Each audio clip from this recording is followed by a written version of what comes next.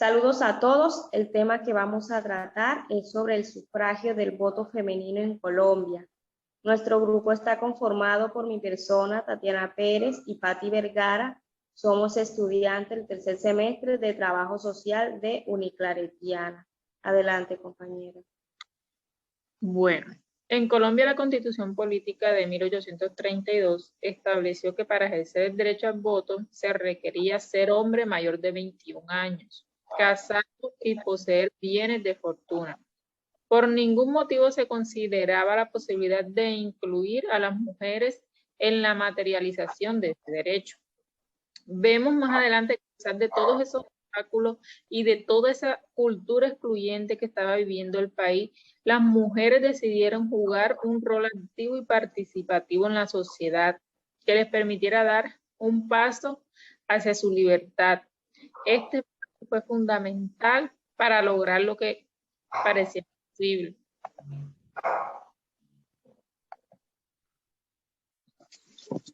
Les quiero compartir una línea de tiempo que data los acontecimientos en los países latinoamericanos sobre el voto en la mujer. Vemos que empezamos con Estados Unidos en 1920, seguimos en 1927 y 1929 Uruguay y Ecuador se convirtieron en los primeros países latinoamericanos en consagrar este derecho a las mujeres de sus países. Luego continuamos con Brasil en 1932, Venezuela en el 46, Argentina en el 47, Chile y Costa Rica en el 49, y más adelante vemos que en el 54, el 25 de agosto de ese mismo año, Colombia le permite este derecho a las mujeres de su país. Podemos decir que Colombia fue uno de los últimos países latinoamericanos en consagrar estos derechos políticos a las mujeres. Vemos que más adelante, en el año 1957, fue que por primera vez en Colombia las mujeres acuden a las urnas para hacer efectivo el derecho al voto. ¿Cuál fue el contexto social, político y económico de este importante suceso? Esta época, marcada por la religión y una visión patriarcal del mundo, las funciones de las mujeres se limitaban a ser madres, apoyar a los hombres y hacer las labores del hogar. Su participación en la política no podía ni siquiera considerarse.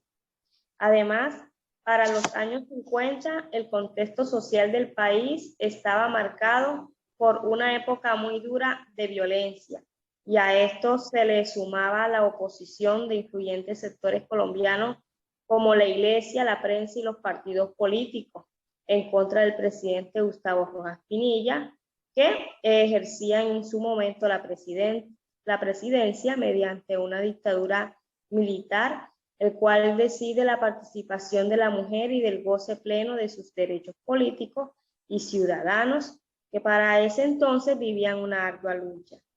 Por otro lado, encontramos la propuesta del voto femenino, que estuvo en su época cargada de controversia después de algunos sectores y sostenían infundados siempre temores, que con la adquisición y ejercicio del derecho a votar, la mujer se desviaría de su vocación natural, el hogar, que perdería su encanto y femineidad, y por consiguiente pensaban que el derecho a votar llevaría discordias políticas a los hogares y amenazaría la estabilidad de las familias. El derecho al voto de la mujer en Colombia fue aprobado el 25 de agosto de 1954 a través del acto legislativo número 3 de la Asamblea Nacional Constituyente, bajo la dictadura de Gustavo Rojas Pinilla, lo que se consolidó como un gran triunfo para el género femenino, aunque en ese momento no fue escenario de elecciones, sino 3 años más tarde.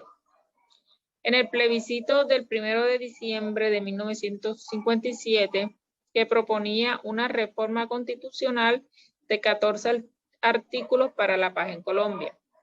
Por vía institucional se depositaron un total de 4.397,90 votos correspondientes a 1.835,255 mujeres y a 2.561,835 hombres. Entonces, podemos decir que fue la primera ocasión en que las mujeres pudieron ejercer ese derecho aquí en Colombia. Vemos que a partir de ese momento la mujer colombiana adquirió un compromiso en el reconocimiento de sus derechos como expresión de igualdad y justicia social. Y el país incorporó esta gran fuerza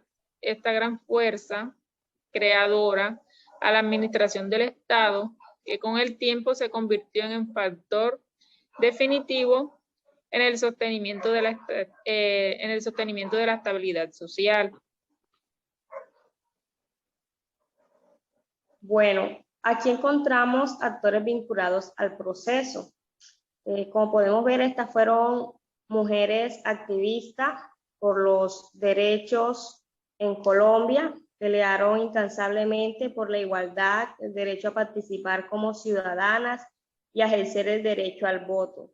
A partir de los años 30, aparecieron organizaciones femeninas de lucha por sus derechos. En ellas habían trabajadoras, intelectuales y mujeres que pertenecían a familias políticas tradicionales como Berta de Ospina, Ofelia de Uribe de Acosta, Esmeralda Arboleda, Josefina Valencia y María Teresa Ariz Zabaleta. En 1944 se crea la Unión Política Femenina, luego la Alianza Femenina y finalmente fundaron periódicos y tuvieron algunas emisiones en la radio.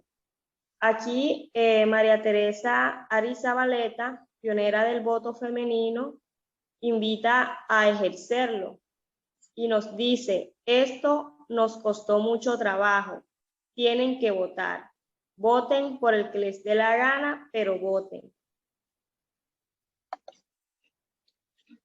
¿Cuáles fueron los principales cambios sociales y políticos que se gestaron?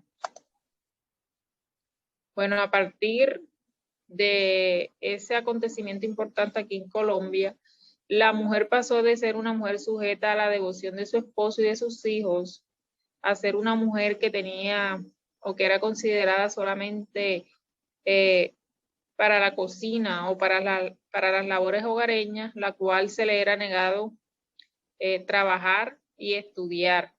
Vemos que también uno de los principales cambios que marcó fue la igualdad entre hombres y mujeres para ejercer el voto. También el ser reconocidas como ciudadanas, siendo reconocimiento de sus derechos civiles y políticos, abriéndose una nueva oportunidad de participación y reivindicación de su papel en la sociedad. También vemos que después de varios años se logró que las mujeres terminaran su bachillerato y pudieran acceder a la universidad y a los estudios superiores. Además, a partir de este momento, la mujer colombiana adquirió un compromiso en el reconocimiento de sus derechos como expresión de igualdad y justicia social. El país incorporó esta gran fuerza creadora a la administración del Estado, que con el tiempo se convirtió en factor definitivo en el sostenimiento de la estabilidad social. Muchas gracias.